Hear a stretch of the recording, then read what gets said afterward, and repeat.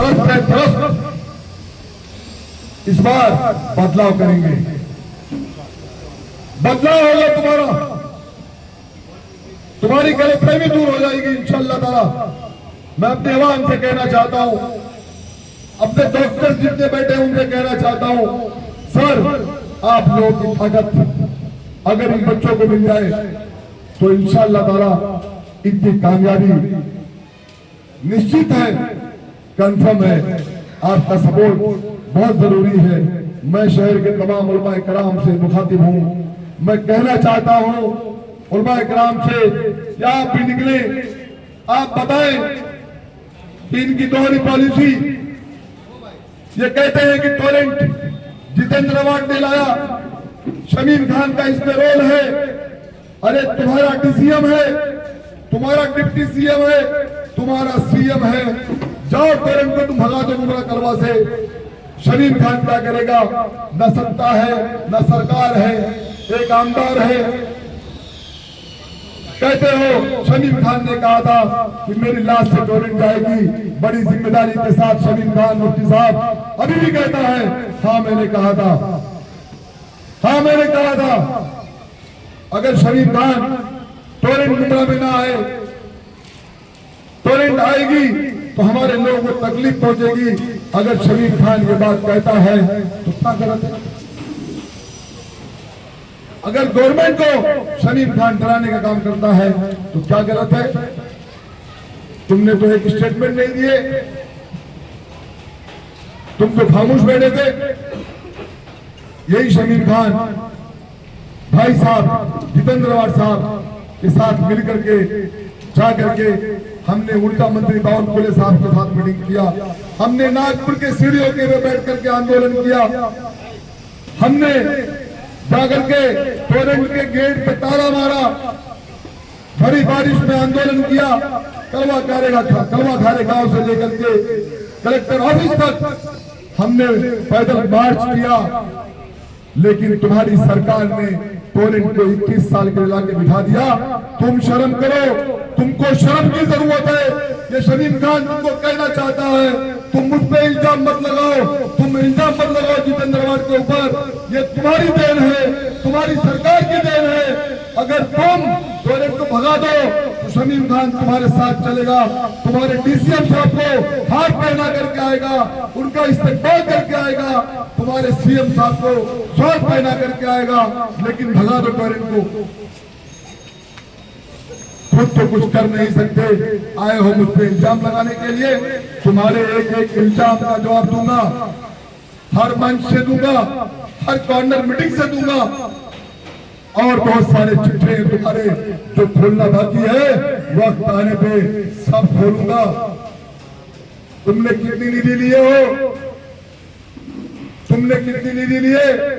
Almas colony के नगर सेवक थे, तुमने कितनी निधि लिए? रशीद कंपाउंड के चौक से तुमने कितना निधि लिया? हकमतबाद से। मैं तुम्हारी चिट्ठियों को सब खोलूंगा, स्क्रीन पे आके दिखाऊंगा। तुम लोगों ने जितना करप्शन किया है, एक एक बात Shamim Khan on the spot दिखाने वाला है। आज मीडिया के माध्यम से कहना चाहता हूं, हो सके तो संभाल लेना, 10 दिन बाकी है, तुम्हारे काले चिट्ठे को खोलूंगा मैं।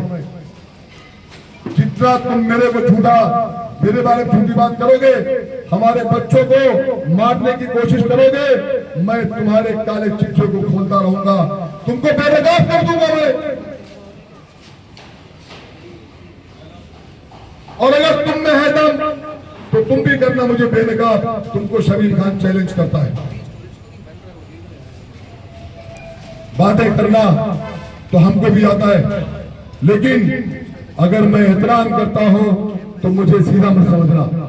हाँ, सीधा जरूर हूं मैं, लेकिन अगर बच्चों को बनाओगे तो तुम्हारे काले चिट्ठे को खोलूंगा। लड़ना है इलेक्शन तो इलेक्शन की तरह लड़ो, लड़ना है इलेक्शन तो इलेक्शन की तरह लड़ो। अवाम है, जिसको चाहेगी उसको वोट दे देगी, जिसको चाहेगी उसको जिता देगी, जिसको चाहेगी उसे घर बिठा देगी। तो लेकिन तुम दादागिरी से इलेक्शन जीतोगे, कहोगे झंडे मत लगाओ रशीद कंपाउंड में।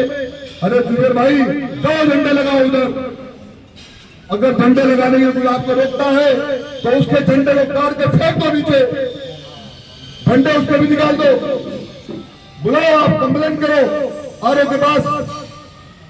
अगर हमारे झंडे नहीं लगेंगे तो हम तुम्हारे झंडे भी लगने नहीं देंगे। जिस तरीके से तुम हमारे झंडे काट के फेंक रहे हो उस तरीके से हम तुम्हारे झंडे को तो काट के फेंकने की बात मैं नहीं करूंगा, लेकिन मैं कंप्लेन करके तुम्हारे झंडे को वहां से निकलवाऊंगा। दादागिरी मत करो। जुबेर अंसारी इंशाल्लाह सक्षम है। कल तक बच्चे की शादी थी, कल तुमने झंडे लगाने के लिए रोका हमारे बच्चों को। जाओ जुबेर भाई यहाँ से निकलो, झंडे लगाओ।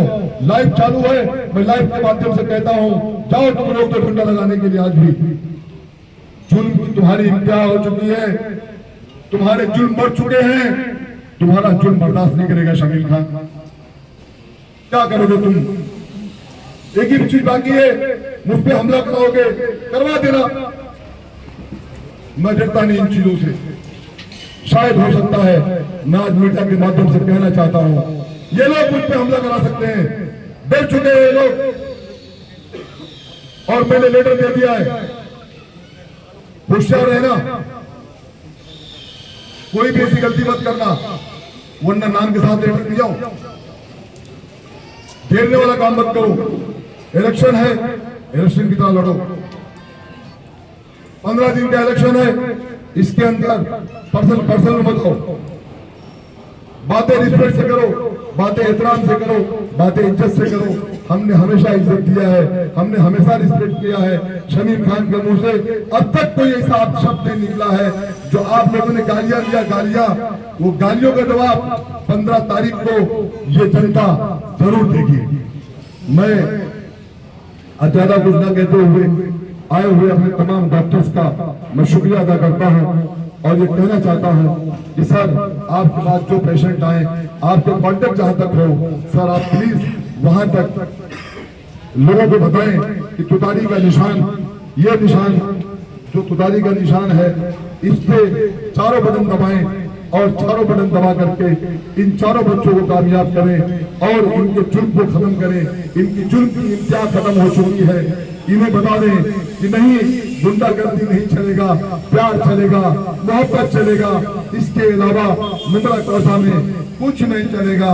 प्यार मोहब्बत के अलावा अगर बात करोगे तो जनता तुमको निकाल करके फेंक देगी। मैं फिर आप लोगों से यही अपील करने आया हूं कि आप इन चारों कैंडिडेट को जिताएं। ये यूथ है, युवा है, इंशाल्लाह काम करेंगे। आप लोगों ने अपना कीमती वक्त दिया। मैं तमाम पत्रकार भाइयों का भी शुक्रिया अदा करता हूं, बहनों का शुक्रिया अदा करता हूं, यहाँ पे तमाम डॉक्टर्स का शुक्रिया अदा करता हूं। लेकिन डॉक्टर साहब 15 तारीख तक आप लोग प्लीज अपनी पूरी ताकत के साथ लगे रहें और जहां तक हो सके आप लोग डोर टू डोर नहीं मैं कह सकता हूं, लेकिन अपने दवाखाने पर जो लोग पेशेंट आते हैं उन्हें जरूर कहें कि कादर पैलेस से लेकर के खरड़ी गांव तक और एलाइट से लेकर के भोलेनाथ नगर तक का ये पूरा बेल्ट है हमारा डॉक्टर साहब, उसके अंदर जो आपके वोटर्स हैं उन्हें वोट देने के लिए कहें। मैं आपका एहसानमंद रहूंगा जिंदगी भर के लिए। हमेशा आप लोगों ने हर इलेक्शन में जितेंद्र रवाट साहब का सपोर्ट किया है, हमेशा किया आप लोगों ने। फिर एक बार इन बच्चों के ऊपर एहसान कर दो, शमीम खान पूरी जिंदगी आपका एहसान मानेगा। मेरी बातों को सुना आप लोगों ने, बहुत बहुत शुक्रिया। मैं चाहता हूं कि डॉक्टर शाह आलम साहब यहाँ मौजूद हैं, सीनियर डॉक्टर्स हैं। डॉक्टर साहब आप अपने ख्यालात का इजहार करें, इन बच्चों को आप अपनी दुआओं से नवाजें। मैं डॉक्टर शाह आलम साहब को माइक पर आने की दावत देता हूँ। एक जोरदार ताली डॉक्टर शाह आलम साहब को। Thank you sir.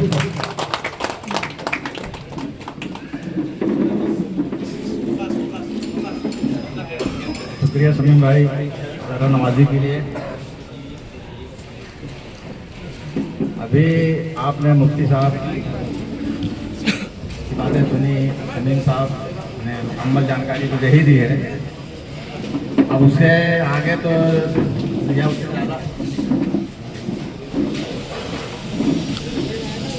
उससे ज़्यादा तो बोलने की है नहीं, लेकिन चूँकि समीम खान साहब ने बुलाया है तो चंद बातें मैं हालात जो है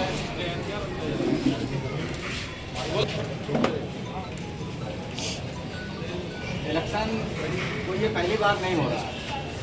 इलेक्शन 1947 से हो रहा है और आइंदा भी होता है, लेकिन जो हालात मुल्क के इस वक्त हैं वैसे हालात मेरा ये अंदाजा है कि पहले नहीं थे। आप लोग का अंदाजा क्या है वो तो मैं नहीं कह सकता, लेकिन मेरा अंदाजा ये है कि वैसे हालात पहले कभी नहीं थे जैसे हालात इस वक्त चल रहे हैं। तो वोट जो है इसलिए अपना सोच समझ के दीजिए, हालात को मद्देनजर रखते हुए दीजिए, और साफ सफाई कचरा ये सब चीज़ें हैं, ये रूटीन वर्क भी बहुत से हैं टीएमसी के, वो होते रहते हैं, वो उनका काम है, वो करते रहेंगे। लेकिन अगर हालात को आपने मद्देनजर नहीं रखा तो हो सकता है आगे चल के आपको ज़्यादा नुकसान उठाना पड़ेगा। इन जो लोकल नुकसान होगा वो तो होगा ही, लेकिन बड़े लेवल पे भी नुकसान हो सकता है। इसलिए मैं आप सबसे अपनी तरफ से यही रिक्वेस्ट करूंगा, अपना वोट सोच समझ के डालें और डॉक्टर हजाज भी सोच समझ के सपोर्ट करें। मेरी क्लिनिक तो यहाँ पे नहीं है, लेकिन समीम भाई मेरे रिश्ते में हैं, इसलिए मैं इनके बेटे समीर खान खड़े हुए हैं और उनके साथ में लोग खड़े हुए हैं। इनका हुआ फोन आया तो बोले भाई आपको आना है, तो मैंने कहा बिल्कुल आऊँगा। तो इसलिए आप लोग अपने वोट का सोच समझ के इस्तेमाल करें। और पहली बात, वोटिंग 100% है, कोई आदमी घर में ना बैठे और अपने वोट का सही इस्तेमाल करें। वोट एक इस्लामी नज़रिए से देखा जाए, मुफ्ती साहब बैठे हैं, एक है इस्लामी फरीज़ा भी उसको कहा जा सकता है। क्यों कहा जा सकता है कि इस्लाम अमानत का मजहब है। आप वोट एक अमानत है जो हिंदुस्तानी हुकूमत ने आपको दी है। अब उस अमानत का खयानत करना ये अच्छी बात नहीं होती है, इसलिए आप सभी वोट के अमानतदार हैं। अगर आपने अपने वोट का गलत इस्तेमाल किया तो इसका मतलब आप अपनी अमानत में खयानत कर रहे हैं, और अगर आपने अपने वोट का सही इस्तेमाल किया तो इसका मतलब आप एक इस्लामी फरीज़ा अंजाम दे रहे हैं। और मैं उम्मीद करता हूँ आप लोग अपने वोट का सही इस्तेमाल करेंगे और सही कैंडिडेट को जिताएंगे। इसी के साथ मैं अपनी बात को खत्म करता हूँ।